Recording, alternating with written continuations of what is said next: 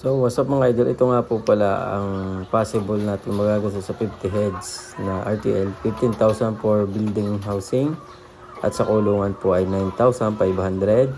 Sa ating mga manok ay gagastos tayo ng 21,000 at ang ating feeds allowance ay 5,100. So sa vitamins naman po is 250. Sa electricity natin is 100 pesos at sa tray po natin ay 150 pesos. So, ang total na gastos natin po ay 51,200.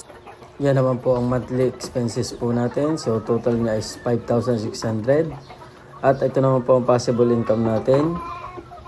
So, nasa 9,352 po ang ating possible monthly income. Kasi pabawas pa natin ang monthly expenses, yung 5,600. So, ang matitira po sa atin ay 3,752 net income natin per month.